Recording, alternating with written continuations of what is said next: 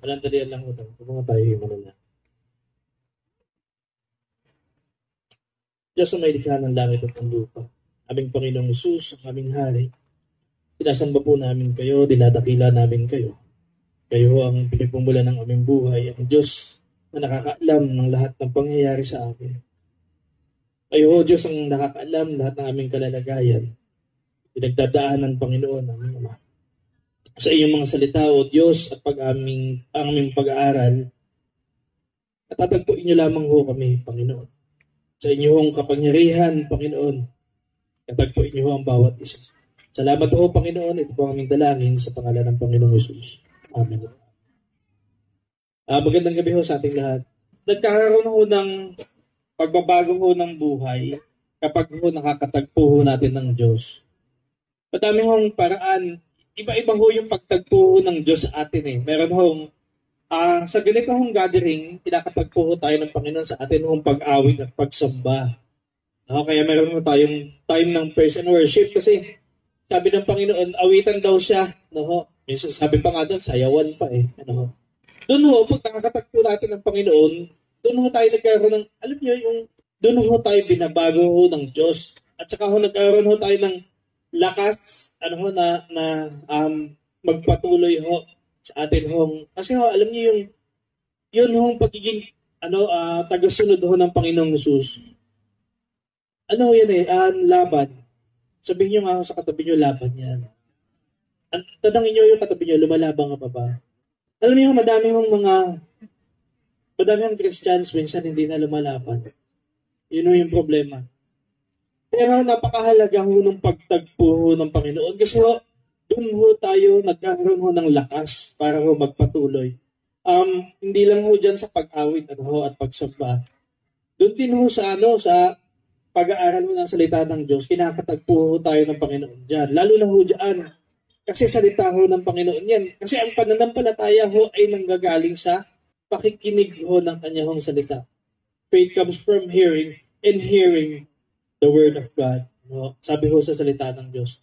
Now, marami pa hong bagay at pagkaparaanan ho ang Diyos. Kaya kapag nananalangin ako, Panginoon, natatagpuin niyo ho kami sa paraan ho na nais ho ninyo. Kasi ho, iba-iba ho pagtagpo ng Diyos.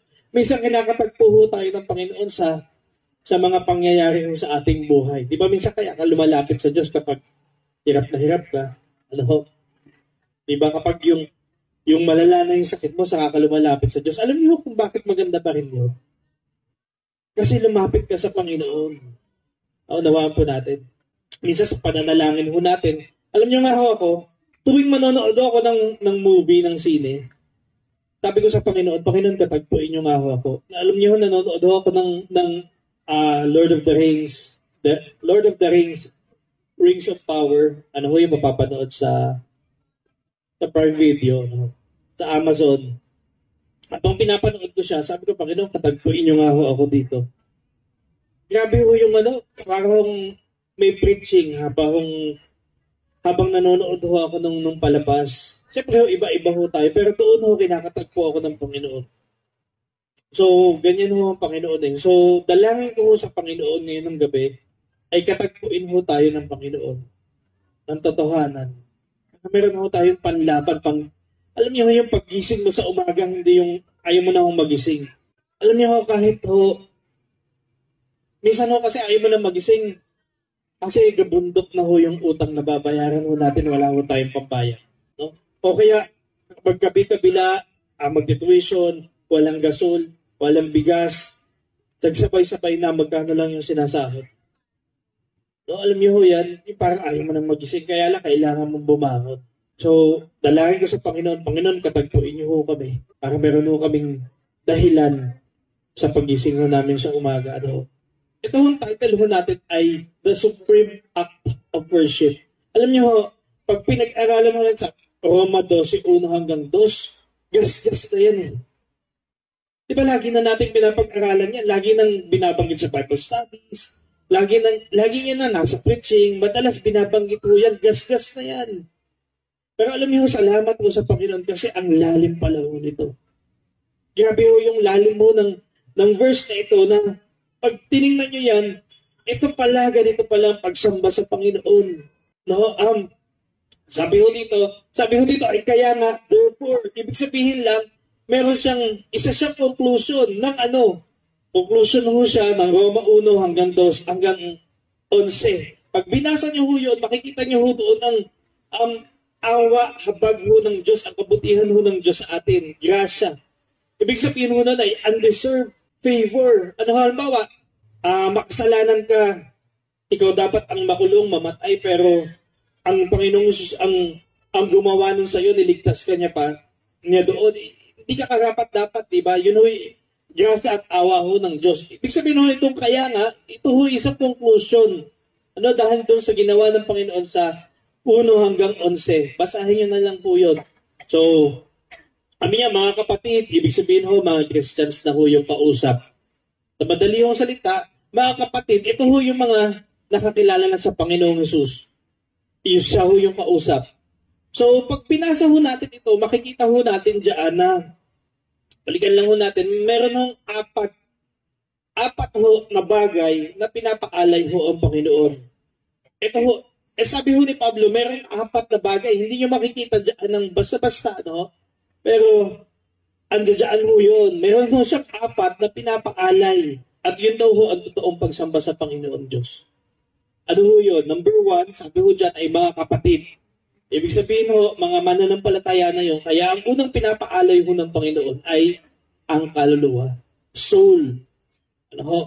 Ibig sabihin ho, kauna-unahan, soul, ang pinapaalay ng Diyos. Ibig sabihin, bakit? Kasi kung hindi ka pa nakakakilala sa Panginoong Jesus, wala hong tunay na pagsamba. Naunawaan ho natin. Hello? Kaya kung hindi mo pa nakikilala ng totohanan ng Panginoong Jesus, hindi ka pa nananampalataya sa Kanya ng totohanan, ibig sabihin ng pananampalataya, nilagak mo ang iyong buhay sa Kanya. Panginoon, kayo ho ang aking Panginoon at tagapagligtas. Unless ho na maunawaan mo na ikaw ay nagkasala, kasi ho, ito ho problema sa madami hong tao, mayabang. Tingnan nyo nga ho yung mukha ng katabi. Pabayang mayabang. Kasi madami ho mayabang. Hindi ho pinikilala na siya ay nagkasala. Bakit ko kailangan ng Savior? No? Bakit ko kailangan ng Savior? Hindi naman ako nagkasala eh. Yun ho ang kauna-unahan. Number 1, pag-amin ho ng iyong kasalanan at pagkilala sa Panginoong Jesus bilang Panginoon at tagapagligtas, tawag ka sa Kanya. Now, number 1 ho ay kaluluwa, soul. Sabihin natin soul. Soul. Soul ho, yung kapag ho walang pag-aalay ng soul, wala kang totoong pagsamba. Kailangan ho malinaw yan. Bakit ho ka pa ulit-ulit? Because this is so important. Sobrang important din ito. Kaya ho, kapag hindi mo pa nakikilala ang Panginoong Jesus, hindi mo siya masasamba. Watch. Listen. Anong sabi doon sa Corinto 13? 1 Corinthians 13. Sabi doon ay, ano daw ho? Magsalita man ako sa lahat ng iba't ibang wika, and have not love, I am nothing. Yung love mo doon, pag binalikan mo ho yung totoong salin niya, ano ho, Greek ho yun, agapaw. Agapaw. Yun ho, agapaw na tinutukoy doon, ang Panginoong Jesus. Kaya nga sabi nga ho doon, sabi ho pa doon, ibigay ko man ang aking sarili para sunugin, ibigay ko man ang aking sarili sa iba para sunugin. Ngunit kung walang pag-ibig, diba, wala daw yung halaga. Diba, kahit magsalita ako sa ibang wika, ang galing niya daw mag-prophesy. Kung walang pag-ibig, para lang daw siyang batingaw. Nagets niyo mo ba yun? Minsan nakala natin, yung love na yun ay tayo, no? Yung love na tinutukoy ho doon ay yung Panginoong Jesus.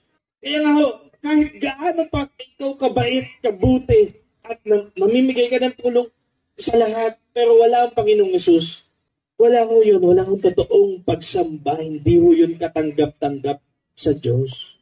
Kaya nga ho si Cornelius, kita niyo si Cornelius, mabuti ho siya, kulang na lang ho makakilala siya sa Panginoong Jesus. Kung hindi niyo ho kilala si Cornelius, nasa New Testament ho siya. Pinapuntahan mo siya ng Panginoon, sabi, puntahan mo yun, mangaral ka doon, ipangaral mo ang Panginoong Jesus doon kay Cornelius, kasi yun na lang ang kulang sa kanya. Naunawaan po ba natin? Kasi si Cornelius, napakabuti hong tao. And guess what? Hindi ho kayo madadala ng kabutihan sa langit. sa piling ng Diyos. Ulitin ko lang ho, no? Tama ho yung babae. Tama ho yung vlogger. Sabi niya, yung ano ba mapupunta sa langit? Yung halimbawa, mamamatay tao, mapupunta ba yun sa langit? Hindi ko alam kung yun nga yung sample niya. Agriminal, mapupunta ba yun sa langit? Oo, kung makakilala siya sa Panginoong Hesus. Paano yung yung mabait na hindi nakakilala sa Panginoong Hesus, saan mapupunta yun? Sa impyerno, sabi niya, tama naman siya eh. Hindi naman ho siya nagsabi niyan, salita ho ng Diyos. Kaya nga ho, alam niyo, pwede kang maging mabait, mabuti, mapagmahal, pero hindi ho tatanggap-tanggap sa Panginoon kung wala hong Panginoong Hesus sa atin hong buhay. Katotohanan ho yun. Sabi ho ng salita ng Diyos, the truth shall set you free. Masakit ho ang katotohanan. Pero ang katotohanan ho, pag nalaman ho natin, naunawaan natin, magkaroon ho tayo ng totoong kalayaan. Kaya nga ho, si Cornelius pinadalhan ho ng Panginoong Hesus na mga ngaral sa kanya. Naunawaan po natin. Kaya ho, madaming mabait, mabuti, mapupunta sa impyerno dahil wala sa kanila ang Panginoong Hesus. Alam niyo ho ba yun? Kaya nga ho, ipangaral ho natin ang Panginoong Hesus. Kaya nga ho, may mga ganito, no ho? Kaya nga ho, dalangin natin, Lord, gamitin niyo ho ang The Avenue para ipakilala ho ang Panginoong Hesus. Kasi napaka-importante ho nito. Napakahalaga ho nito. Doon ho nag-uumpisa ang lahat ho ng pagsamba sa Diyos. Next, alang-alang sa masaganang habag ng Diyos sa atin. Masaganang habag, ito na ho yun, yung kanina, Romans 1 to 11, basahin ho natin, kagandahang loob ho ng Diyos, awa ho ng Diyos, kapayapaan, lahat na ho, andun. Sinabi ho yun doon, yun ho yung habag ho ng Diyos. Next po, sabi doon, ako'y nakikiusap sa inyo. Ito ang pakiusap na ito, dito din ho galing yan sa kayana. Ang kausap niya ho ay, kanino siya nakikiusap sa mga kapatid. Now, nakikiusap siya sa mga kapatid dahil doon sa kayana, ang bait ho ng Diyos. Hindi ho ito sumbat. Sa isang nakakilala ho sa Panginoong Hesus, hindi ho sumbat na sabihin na, kapatid, nakikiusap ako sa iyo. Ialay mo ang iyong sarili. Alam niyo ho, alam mo yan ng isang tao na nakakilala sa Panginoon. Pero nga ako napanood nung isang araw, ang daming pinagsasabi nung mama, hindi siya kasi siya naniniwala sa Diyos eh. Ngayon, sabi nung isa, may sinabi siya tapos sabi niya, kaya hindi ka naniniwala kasi hindi mo pa siya nararanasan. Di ba sabi ng Panginoon doon, pag binasa mo ang salita ng Diyos, sa Old Testament sabi doon taste and see that the Lord is good. Ang totoong pagsamba, hindi yung may kukuhanin ka. Hindi ka lumalapit sa Diyos dahil meron kang mapapala. Naunawaan ho natin, tayo ho yung may iaalay ho sa Diyos. Napakalinaw ho niyan. Number 1, ano yung una sinabi ko? Soul. Sabihin natin soul. Kaluluwa. Pangalawa ho sinabi dyan, ano daw ho ang i-offer natin? Bodies, katawan. Ito na ho yun. No, dito ho nanggagaling ho lahat. Ito ho yung araw-araw ho ay sinusupil ho natin sa pangalan ng Panginoong Hesus. Alam niyo ho, itong katawan na to, nagkakasala pa yan. Kaya nga isang araw, pagdating ho ng Panginoon, o kaya kung maunahan, nauna ho, di ba ho sabi doon sa pinag-aralan natin dati, yung mga namatay, sila ho yung maunang bubuhayin sa isang iglap. Tapos yung mga nakakilala sa Panginoon, sila yung pupuhanin din sila at makikipag-meet sa Panginoon sa alapaap. No? Yun yung tinatawag na rapture.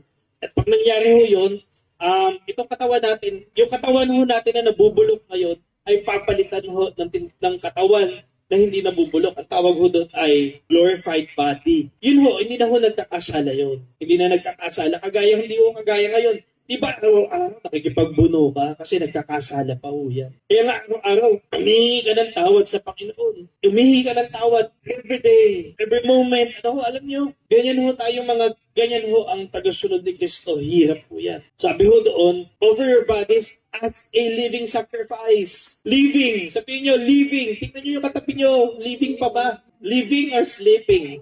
Living ho. Living sacrifice. Ibig sabihin ho, buhay. Kasi ho, nung unang panahon, ang pag-aalay ho, pinapatay ho yung kinakatay, bibigay ho, di ba? Bibigay doon sa sacerdote, sa priest.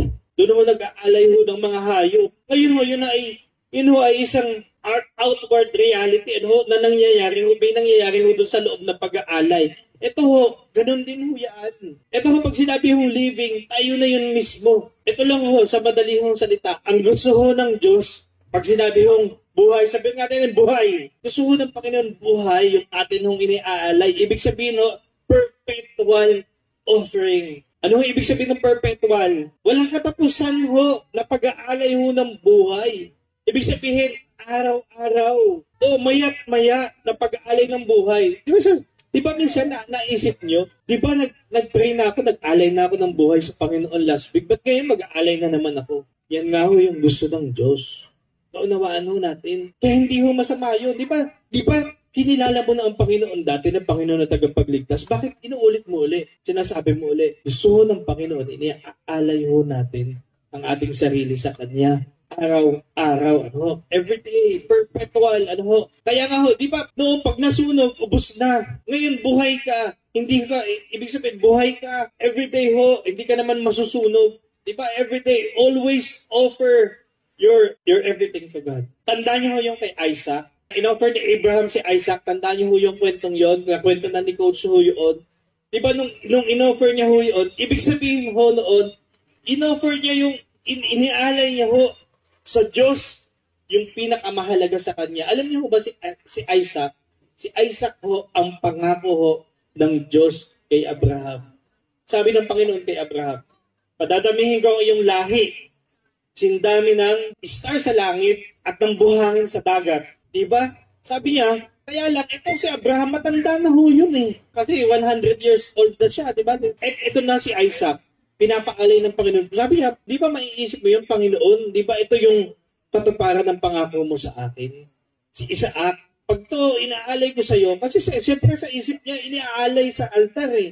Papatayin mo yun. Papatayin mo na, tapos saka ho susunugin. Di ho ba? Sabi niya, Panginoon, iaalay ko sa iyo to. Di ba, paano dadami yung lahi ko? Nasing dami ng bituin at Pero alam niyo, gagawin niya eh. Di ba, nandudoon na siya? Inakyat niya na.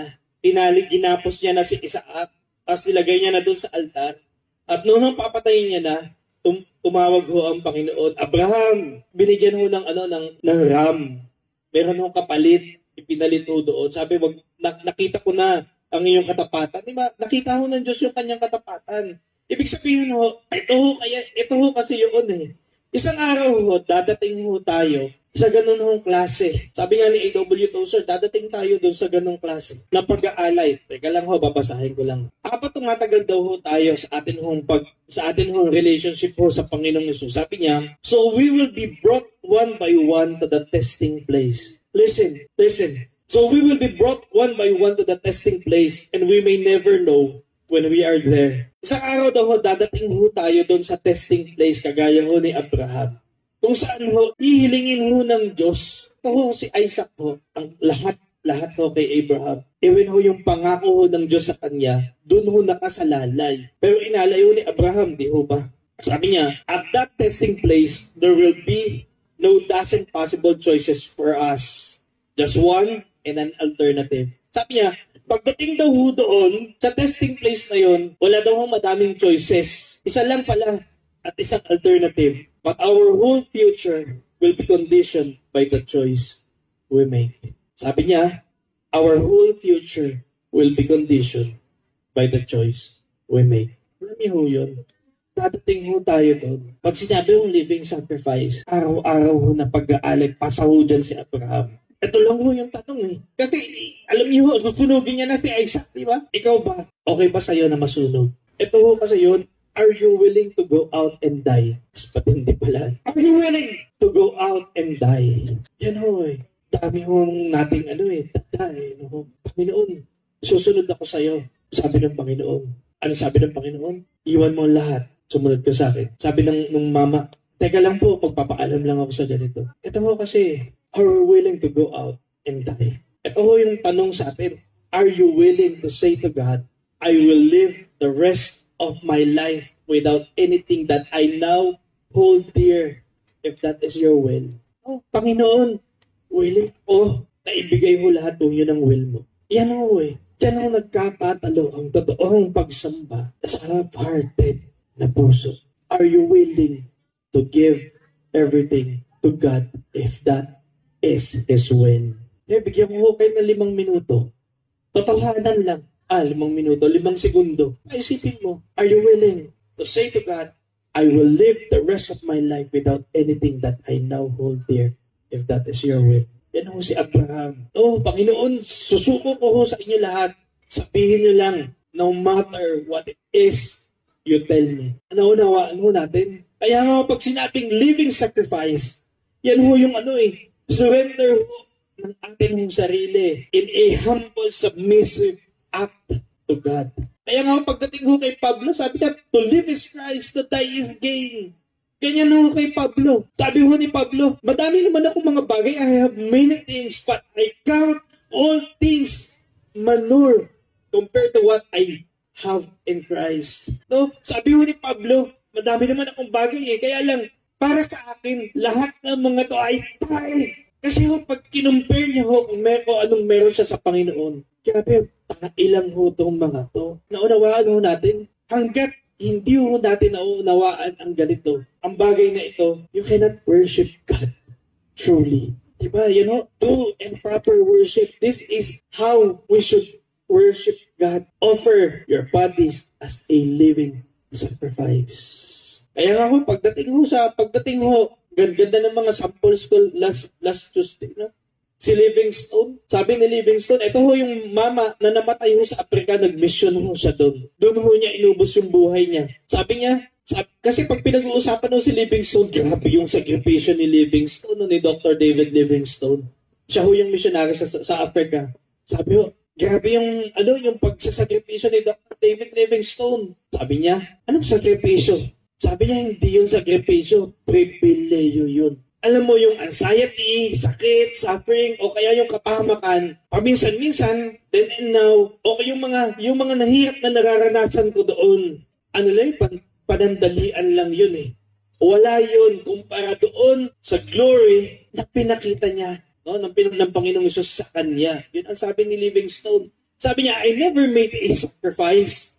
Of this, we ought not to walk when we remember the great sacrifice which He made to left His Father's throne on high to give Himself for us. Sabi niya, wala yung sakripisyo. Hindi nga sakripisyo, pribileyo yun eh. Kasi pag nakita mo yung ginawa ng Panginoong Hesus para sa atin, yung ginagawa niyang katiting lang huyo. Pag nakita mo yun, kasi minsan yabang kasi natin, kala natin, dami na natin na sakripisyo. Alam niyo, nung naulit ko last time, sabi ko, doon nag-uumpisa kami nila Ate Edge, ilan pa lang kaming workers noon, 3 o 4 yung full-time.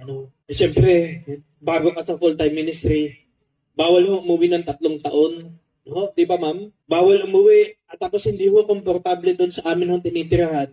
Parang may shift lang yun eh. Kapag nagsa-service kami, pag umulan ng malakas, di ba, may tumutulo sa harap. Meron kami itong pangsahod. Pero alam niyo yung minsan dumaan pa na nag-uumpisa kasi noon. Alam niyo yung mga parang kagaya nila coach, komportable ka naman sa kanila.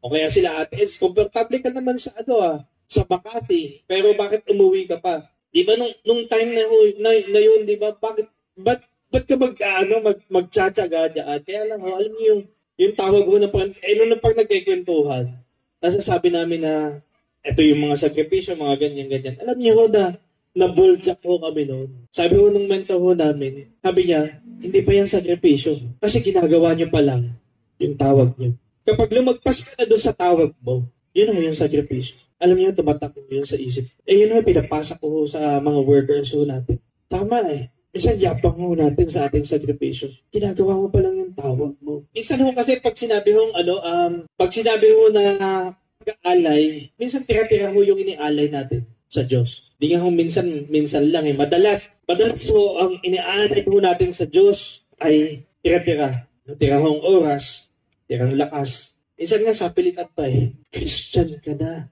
Sabi mo, tagusunod ka ng Panginoon. Bakit pinipilit ka pang mag-attend ng Sunday? Bakit pinipilit ka pa? Bakit laging paulit-ulit yung mentor mo sa'yo na maglingkod ka na sa Panginoon? Bakit? Hindi mo tira-tira. Pag sinabi mong holy, pure, sabi natin pure, holy and pleasing to God, holy and acceptable. Ito lang yung acceptable sa Diyos. Yun holy, yun pure. Naunawaan natin, yun nag-alay ng kanyang kaluluwa at ng kanyang katawan. What God wants is an unspotted, unblemished self-sacrifice. Ito ho yung problema ho natin. Ito ho yung tanong ho sa atin. Tanongin nyo yung katabi nyo. What are you offering to God? Sa totohanan lang ho, what are you offering to God? Ano bang iniaalay mo sa Panginoon? Ayan ho yung problema eh. Sabi ko nga, Lord, ibahin niyo ho kami. Alam niyo yung fire brand. Di ba may mga brand? Di ba may mga brand ng ice cream? Alin ang pinakamasarap? Pero pare-parehas ice cream yun. Pero sabi ko, Panginoon, hiling ko sa inyo yung brand ho ng aming Kristyanismo ay yung nag-uumapoy. Fire brand. Nag-uumapoy ho. Sabi ko, Lord, hindi ho ngayon talaga nananalangin na to. Panginoon, yun ang brand ho ng Christianity na meron ho kami. Yun ang nag-uumapoy ho ng Kristyanismo. Kaya nga tanong, ano bang binibigay mo sa Panginoon? Nag-aalay ka pa sa Panginoon ng tupa na pilay. Yan ho kasi yung nagagalit ho ang Panginoon nung panahon ni Malakay sa Old Testament. Kasi sabi niya, nag-aalay din sa akin ng mga pilay, ng mga may sakit. Ngayon ho, tanong ho sa atin, what are you offering to God? Anong ino-offer mo sa Panginoon? Tira-tira? Kasi ho, nais ho ng Diyos, unspotted, unblemished, holy. You know, holy, pure. Total devotion ho. Yun lang ho yung acceptable. Yun lang ho yung pleasing sa Diyos. Naunawaan mo natin? Yun lang ho yung katanggap-tanggap sa Diyos. Yun hong banal at totoo. Yun hong pure. Naunawaan nyo? Kasi kung sinabi ho dyan na pwede katanggap-tanggap sa Panginoon yung tira-tira, sana ho nakasulat. Problema ho sa atin, puro tira-tira ang ino-offer ho natin sa Diyos. Alam nyo, minsan parang hindi ho nagmamakaawa sa inyong Diyos. No? Hindi ho nagmamakaawa sa atin ang Panginoon. Actually, hindi naman niya kailangan ho yung mga yan eh. Tayo ho yung may kailangan dyan. Kaya nga sabi ko sa inyo, di ba? Pag sumasamba ka, pag nakakatagpo mo ang Diyos kapag totohanan ho, katanggap-tanggap ho sa Panginoon, doon ho may totoong pagtagpo sa Diyos. Doon ho nagkaroon ng totoong pagbabago ho ng buhay. Naunawaan po natin. Unless ho, ganyan, holy. Kaya nga ho, parang awa nyo na, di ba? Parang awa nyo na. I urge you, brothers and sisters, ganito ho yan. Mag-aalay ka na rin lang sa Panginoon, ialay mo na ng buong buo. Please lang. Alam niyo sa madaling salita, maglilingkod ka na rin lang sa Panginoon. Ito mo na kapatid. Tingnan nyo nga ho yung yung katabi nyo. Hindi tingnan nyo talaga. Bakit ko ba ginaganito? Hindi naman para magising kayo eh. Gusto ko ho maipaalam natin sa bawat isa. Di ba sabihin nyo doon sa katabi nyo, ito mo na, sabihin mo. Ito mo na. Nililingkod ka na rin lang sa Panginoon, todo mo na. Huwag kang mag-alay sa Panginoon ng bulag na sacrifice. Pilay na sacrifice. Diba ang gusto ho ng Diyos? Total commitment. Pure. Diyan ho nasa satisfied ho ang Diyos. Sabi ko nga ho last time, God isn't looking for talents. God is not looking for your talent. God isn't looking for your gift of leadership. God is looking for you to give yourself. Yan ho yun. Pag sinabi hong mind, diba sabi ho dyan ay holy and pleasing to God, this is your true and proper worship. Yan. Sabi ho dyan, ano sabi ko kanina? Soul, body. Sabi ho dyan, do not be conformed to the patterns of this world, but be transformed by the renewing of your mind. Mind naman ang iaalay sa Panginoon. In-offer mo na yung soul, your body, your mind. Alam niyo, dyan ho nagtatalo kung may gagawin ho yung katawan na kasalanan o mabuti. Sa isip ho, nagtatalo kung gagawa ka ho ng kalooban ng Diyos o yung kasalanan. Kaya nga ho, alam nyo, yung worship ho ay hindi ho to yung mindless worship. Sabihin nyo, mindless worship. Anong ibig sabihin ng mindless worship? Ito ho kasi yung problema. Alam nyo ho, nakakalungkot lang kasi may mga churches ho, Christian churches. Listen, lalo na ho yung matatagal na. Pakinggan nyo ako mabuti. May mga churches ho, ngayon, Christian churches yun eh. Nakakalungkot kasi borderline na ho ng mindless worship. Yung, alam nyo ho, yung isang bagay, pag nilagyan mo ng Jesus, hindi dahil nilagyan mo ng pangalang Jesus, o kaya ng mga salita ng Diyos, okay na. Alam mo, for example, ang pananalangin ho ay pakikipag-usap ho sa Diyos intimately. Tama? Nakikipag-usap ka sa Diyos. Ang Diyos isang person, isang persona. Parang kaibigan mo, parang ako tsaka si Pastor Rosel, nag-uusap po kami. Ganyan ho, parang nakikipag-usap ka. Kasi meron ho siyang, may kaharap ho siya, sa person. Ang problema ho dun sa madami ho, pakinggan nyo mabuti, ito, pinapasok na ho nito yung mga Christian churches. At sobrang delikado.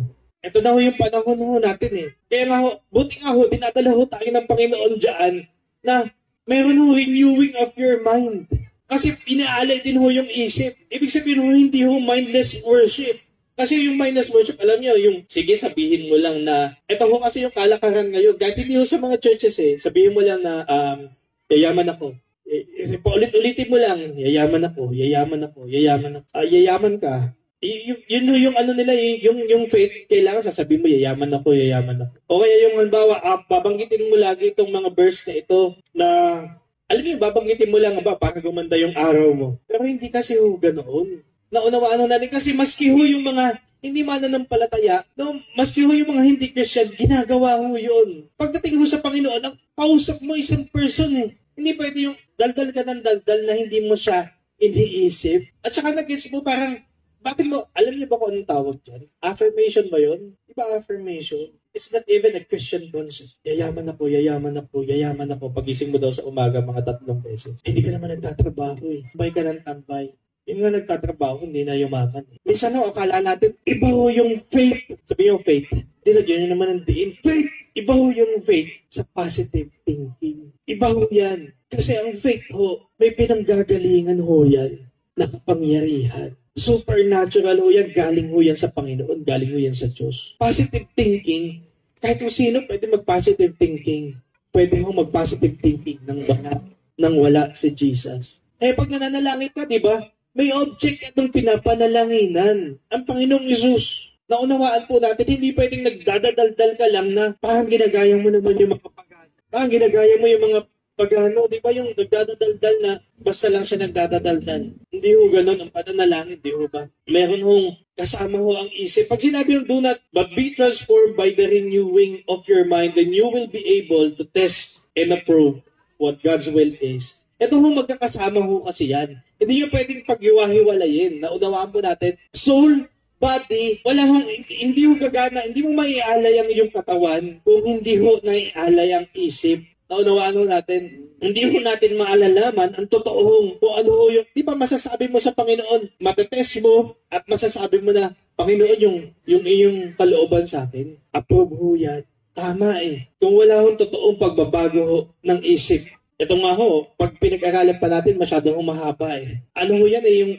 pag sinabi ho ang renewing of your mind, hindi pala ikaw magbabago, ang Panginoon ho magbabago ng isip mo. Di ba nung nakakilala ka sa Panginoon, biglang mag-iiba na. Hindi nyo napansin, ito sa mga bago ho, sa mga bagong mananampalataya. Dati, okay lang sa'yo magsinungaling. Di ba? Ay, white lies lang naman Okay lang sa'yo magsinungaling. Walang ano, pero nung nakakilala ka na sa Panginoon, may bumubulong na sa'yo. May nagsasabi na sa'yo, ay yung budhim ho yun, yung conscience. Naungusap po kasi ang Diyos doon. Sinasabi ko, anak, kasalanan yan. Di ba yung mandaya sa klase, mandaya sa trabaho, alam mo yung manguha ng mga, mag-print sa opisina, may ganyan pa ba? Ito yung project ng aking at dito ako mag-print sa opisina. Paano mo gagawin ho yung renewing of your mind? Dali lang ho yun. Madali, sabi ng Spirit Pero yun hong katawan, lagi hong against dito. Salita ho ng Diyos. Sabihin nyo nga po, Word of God, actually, binalik ho tayo ng Panginoon dito sa ganito. Doon sa salita ng Diyos.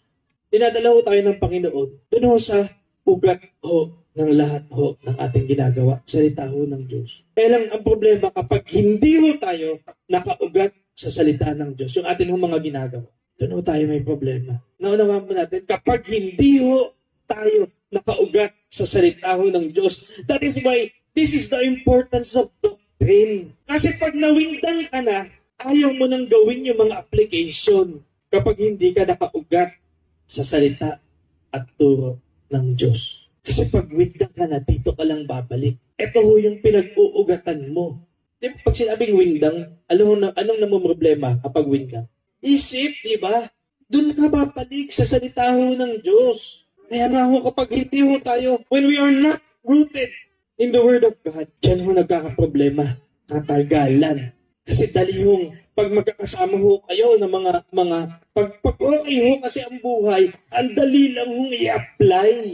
Naunawaan, ang daling magpaka-Christian kasi ayos ang buhay. Pag dinala ka na ng Panginoon, doon sa hirap na. Pag na-hope ka na, ano yung nangyari kay Hope? Sunod-sunod ho yung balita, nakidlatan ho yung mga baka nyo, patay lahat. O sinugod yung mga tao mo, patay na lahat. Yung mga, mamaya may sumunod naman, nasunugan si ganyan. patay yung anak mo. Lahat po ng anak niya namatay in one day. Pag nahob na ho tayo, kamusta? Saan ka nakaugat? Kaya ganyan ho yung mga turo natin ngayon. Kasi pag nagbabasa ho ako, wow, ang ganda. Panginoon, kailan mo kami dadalhin dito? Salita ho ng Diyos, ang susi niyan. You've got to know the Word of God.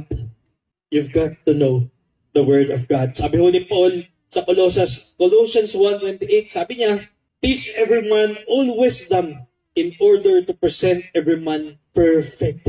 Diba? Your word is a lamp unto my feet. Your word is a lamp to my feet and a light unto my path. Liwanag daw ang salita ho ng Diyos. Next, ano kung sabi niya? Do not conform to the patterns of this world, but be transformed by the renewing of your mind, soul, body, mind, and will. Will. Sabihin natin will. Sabi na huwag kayong makiayon sa takbo ng mundong ito. Sa halip, hayaan ninyong baguhin ng Diyos ang inyong pag-iisip upang maunawaan ninyo ang kanyang kalooban. Sa gayon, magagawa ninyo kung ano ang mabuti, kalugod-lugod, at ganap na kalooban ng Diyos. Yung will, kalooban. Ano daw ho yung kalooban ng Diyos? Mabuti, kalugod-lugod, at ganap. Minsan ho nagtatanong tayo, Panginoon, anong kalooban mo sa buhay ko? Sino ho nagtatanong yan? Diba, nagtatanong ka ba ng kalooban ng Diyos sa buhay mo? Alam nyo, offer. Yun lang ho yun eh. Offer your soul, your body, your mind. And you will know perfect will, the good, perfect will of God in your life. Alam nyo, ito ho yan eh. Pag naialay nyo ho, listen. Ito na ho, magtatapos na ho ako dito. Listen, please. Kapag naialay ho natin ang ating kaluluwa, katawan, at isip o sa Diyos, maging ang ating kalooban. Alam niyo yun, wala ka ng problema sa pag-alam mo ng kalooban ng Diyos. Naunawaan mo, naialay mo yung kaluluwa, katawan, at isip, wala ka ng problema sa paghahanap ng kalooban ng Diyos. Kung anong ginagawa mo, yun na ho yung kalooban ng Diyos. Imagine that. Minsan tanong-tanong tayo kung ano-ano pang tinatanong natin Nag-aanap pa tayo ng Panginoon, may bulala ako para malaman ko ang kalooban ninyo. Tumiho yun. Pero alam niyo, minsan, kung ano nung tinatanong mo, ito na nga Diba? Ialay mo ang iyong kaluluwa. Ialay mo sa Diyos ang iyong lakas, ang iyong katawan. Ialay mo sa Kanya ang iyong isip ng buong buo. At pag ginawa mo yan, kahit ano pong gawin mo, yun ang kalooban ng Diyos. Kasi alam mo na Alam mo na, sabi ho doon, then you will be able to test and approve what God's will is. O masasabi mo na, ito yung good, pleasing, at perfect na kalooban ng Diyos sa aking buhay. Dito na po ako magtatapos. Sabi ho ni, alam niyo may napadaan ho kay, dumaan ho si Elisha. Kilala niyo si Elisha? Si Elisha ho, sino nakakilala sa kanya? So, sa Old Testament, ito ho yung sumunod kay Elijah. Basahin na lang po natin. Andun po siya sa mga hari, ikalawang hari. 2 Kings. Nung dumaan ho siya, ito ho yung sabi ng isang babae about ho kay Elisha. Sabi niya, behold now, I perceive that this is a holy man of God which passes by us continually. Sabi niya, ano sabi niya? Behold now, I perceive that this is a holy man of God. Alam niyo, pag dumaan ho ba kayo, pag may nakakita sa inyo, nag-pass lang kayo, taong yan. May pagsama yan ng Diyos. Paano tayo? O pag yan yung madamot na Yan yung madamot, yan yung maldita. Sa sa bunutan. Di ba? Ito ho si Elisha. Sabi ho ng babae. Yan yung holy man of God. Kaya nga may tinuturo ako doon sa mga pastors po natin. May pinag-aaralan ho kami. Ano nga po yun? Have you been? With Jesus. Ano pong verse yun? Kasi sabi lang ho, alam nyo, kaya nga sabi ko sa mga pastors ho natin, grabe ho mag-aral yung mga yan. Dinaig pa ho yung mga paparehas. So grabe ho mag-aral yung mga yan. Pero hindi ho yun Hindi ho yun ang sikreto, yung aral. Hindi ho sikreto yung aral. Dali lang ho mag-aral The Pharisees, they know the Bible. The Pharisees, kapisado ho ng mga Pariseyo ho yung Old Testament, yung Torah. Kapisado ho yan, word by word. Ano sabi ho ng Panginoon sa kanila? Mga ulubong! Kapisado nila ang Bible, pero ulubong. Sabi ni Jesus, ulubong. Buti nga kung ahas lang, di ba? Yung ulubong ho, ano ho yung ulubong? Ipa yun yung tatlo na gano'n. Tatlo ho ba yan? Tatlo yung ulubong. Kapisado ang Bible, pero ulubong. Ito ko kasi ang tanong niya. Ito ko kasi yun eh. Have you been with Jesus? Kaya nga, pastor, have you been with Jesus? Kaya nga wala yun sa talino't galing. Ang tanong, nakatagpo mo ba si Jesus? Hindi lang ho sa pastors yan eh. Ito ho kay Elisha. Sabi ng babae kay Elisha, that is a holy man of God. Pag dumaan ho tayo sa iba, kamusta ho kayo sa kapitbahay? Kaya nga ho ako, Lord, ito ho, alam niyo habang nagpipreach ako dito, nagpipreach din ho ako sa sarili ko. Ganyan ho yung mga pastor. Nagpipreach din kami sa amin. Nagpipreach ho ang Panginoon sa amin habang nagtuturo. Kaya nga ho, Lord, may alay ko ho lahat ng yan para ho, yung pasensya ko humaba, yun hong aking pangunawa humaba, yung pag-ibig ko humaba. Grabe ho kasi, yun ho yung tanong, have you been with Jesus? That is a holy man of God. Sige po, tayo ba yung magsitayo? Grabe ho, no? Sabi ko nga kanina, anong title na? The Supreme Act of Worship. Iba ho kasi pagdating mo sa Panginoon, no? Pagdating mo sa Panginoon, inihingi niya ho, buo eh. Di ba sabi niya, holy? Pag pinag-aralan natin, ayaw niya ho nung may sakit, bulag, pilay. Gusto niya ho buo. Pagdating ho kay Jesus, iba ho eh. Naunawaan ho natin, lagi hong para siyang baliktad. Di ba sabi doon, huwag kang umayon sa takbo ng mundong ito. Nakakita niyo ho ba kanina? Ito ho yun eh. Hindi ka aayon sa takbo kasi ang takbo ho ng mundong ito, ano ho yung kanina, sabi ko sa inyo, lagi ho yung may gusto na makuha. Lagi hong pakabig. Naunawaan natin, sabihin niya pakabig. Lagi ho ganyan eh, pakabig ho ng pakabig. Yan ho yung mundo. No? Pagdating ho sa Panginoong Hesus, sabi niya, offer, ialay. Ikaw ang magbibigay ng iyong buhay sa Diyos. Kaya nga ho, last Tuesday, sabi ko, wala naman tao. Kaya wala ho tayo yung nilalakad dyan na mayroong basket or something, or meron ho tayong time for or laging tinuturo talaga na required na magbigay ka ng 10%. Nasa Bible ho yun. Sa tithing, 10%. Pero hindi ho natin tinuturo. Tinuturo ho natin sa ating, pero hindi ho natin nire-require. Why? Kasi pagdating ho sa New Testament, ito ang sabi ng Panginoon, offer your bodies, offer your soul, your body, your mind, and your will, holy and acceptable, pure and acceptable to God. Alam niyo ho yun? Hindi ho 10%, 100% ho. Mas malaki, mas mabigat. Kaya nga ho, lagi yung sinasabi, ito ho yung kabaliktaran ho ng Panginoong Hesus sa mundo. Do you want to have life? Lose your life for my sake, and you will find it. Grabe ho yung kabaliktaran. Di ba, yan? Paradox. Di ba, ang sino mong maghangad, ano sabi niya? Ang sino mong maghangad sa kanyang buhay ay mawawalan nito. Kaya ang tanong ko sa atin ngayong gabi, ano ba, hanap ka ba ng hanap sa buhay? Sabi ng Panginoon, lose your life for my sake, and you will find it. Lose your life for my sake, and you will find it. Hindi ko alam kung ano ho yung dala-dala niyo ho ngayong gabi. Pero ito yung sinasabi ho ng Panginoon sa bawat isa. The Lord is telling you, lose your life for my sake, and you will find life, true life. Lose your life for Jesus.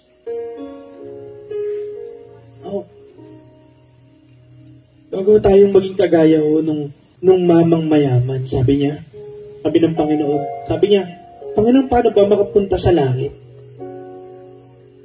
Sa iyong kaharian, sa kaharian ng Diyos. Sabi niya, sabi ng Panginoon sa kanya, ibenta mo lahat ng ari-arian mo at sumunod ka sa akin.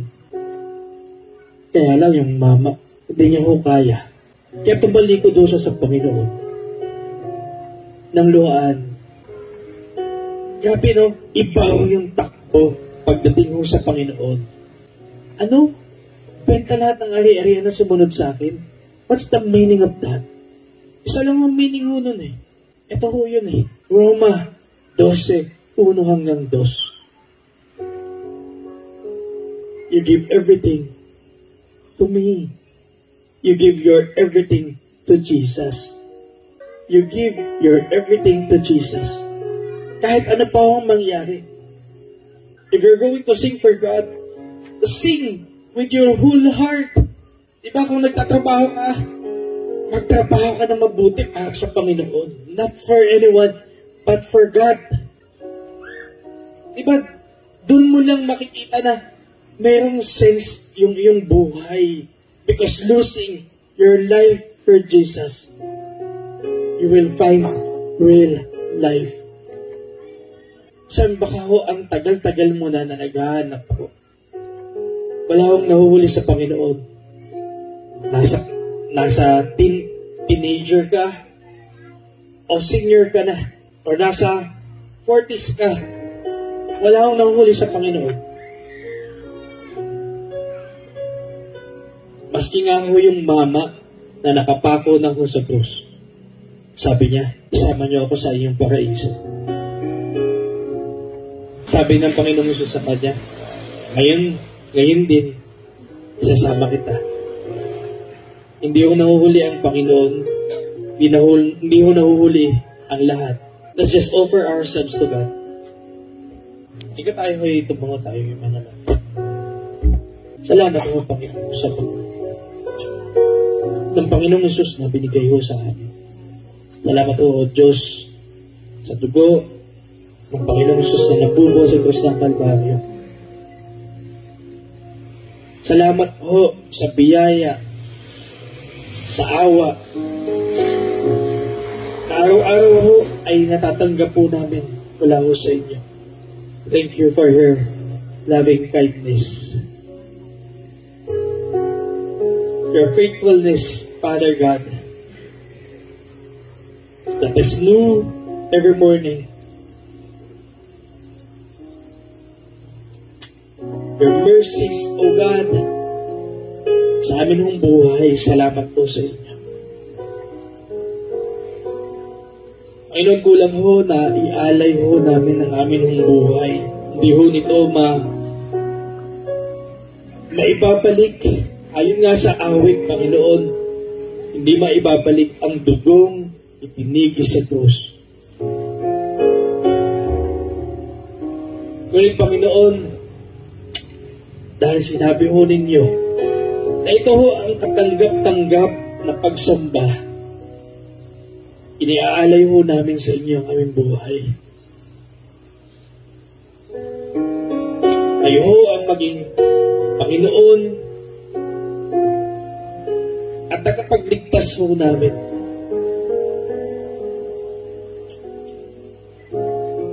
Araw-araw ho, Panginoon, itinutunog ho sa pagkising ho namin sa umaga na, O Diyos, Panginoon aming Ama,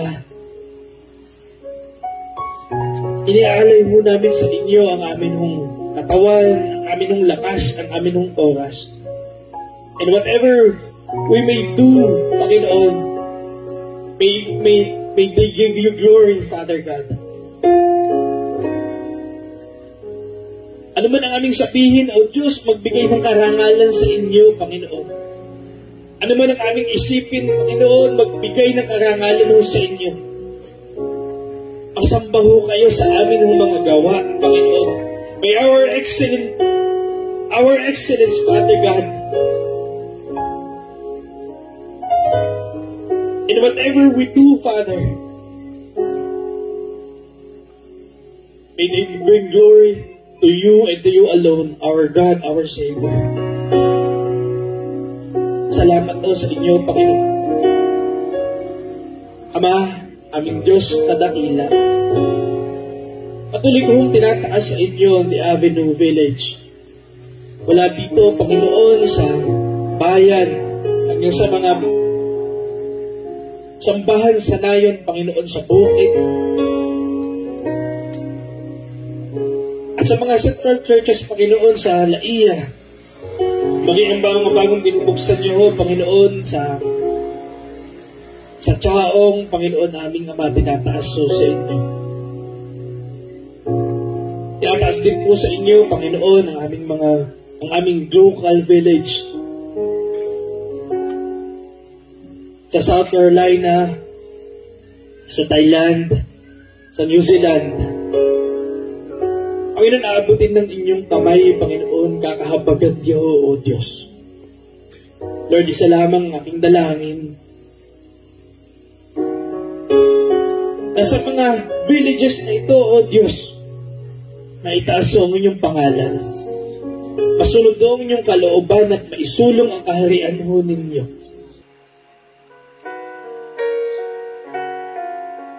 At dalangin ko, Panginoon, iugat mo kami sa inyong salita. Yung totohanan, Panginoon, na pag-uugat o sa inyong salita. Katatagpuin niyo ho ang bawat isa, Panginoon. Katagpuin niyo ho ang bawat isa, Panginoon, bawat pamilya, every family, every school, every workplace, Panginoon, that is represented here. Pagpalain niyo ho sila ng kalapitan o sa inyo, higit pa man sa anong bagay, aming Diyos. Tinataas din po sa inyo, Panginoon, ang mga kapatiran namin, Panginoon, na may sakit. Aming Ama, hindi po malayo ang inyong kamay upang hawakan ho sila, Panginoon. Sinabi sa inyong salita, sa pamamagitan ng inyong mga latay, kami ho ay pinagaling. Kagalingan ho'y nagmumula sa inyo, aming Diyos. Salamat po sa inyo. May we lose our lives for your sake, Jesus. For you and you alone, our God, our Savior, our King. We give you all the glory, all the praises, o aming Diyos, aming Ama sa langit. Sinasamba ka ho namin, O Diyos, dinadakila ka, Panginoon, sambahin ka, Panginoon naming Ama. Sa inyo ang kapurihan, kadakilaan, at lahat ng pagsamba sa pangalan ng Panginoong Hesus, aming Diyos na kapagligtas. Amen at amen. Purihin ho ang Panginoon. Sambahin ho siya.